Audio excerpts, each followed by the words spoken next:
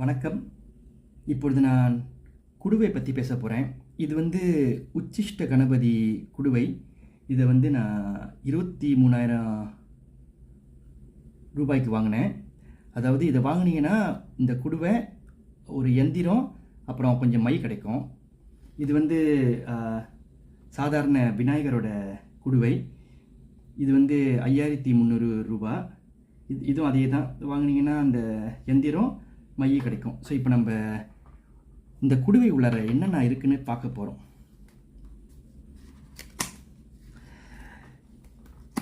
என்ன ஆயிட்டுன்னா, நான் வினோதன் மாஸ்டரோட கிளாஸ்க்கு போனேன். அப்புறம் தான் எல்லாமே எனக்கு தெரிய வந்துச்சு. அதாவது என்ன மாதிரி இந்த குடுவை, அந்த மை, அந்த எந்திரம், அதில் பற்றி தான் தெரிய வந்துச்சு. ஸோ அப்புறம் அதுலேருந்து எல்லாத்தையும் விட்டுட்டேன். இது யார்கிட்டேருந்து வாங்கினேன்னு பார்த்தீங்கன்னா, தமிழ்நாட்டில் ஒரு ஃபேமஸாக மாந்திரிகர் இருக்கார், அவர்கிட்டேருந்து தான் வாங்கினேன். ஸோ இப்போ நம்ம இது உள்ளார என்னென்ன இருக்குதுன்னு நம்ம பார்க்க போகிறோம்.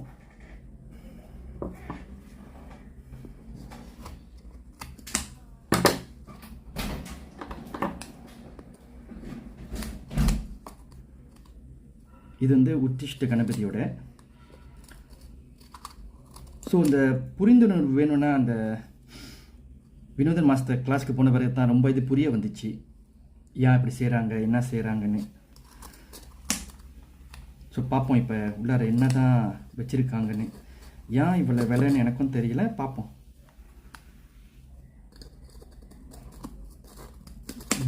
சரி, இது திறந்தாச்சு. இதில் பார்த்தீங்கன்னா எந்திரம் இருக்குது.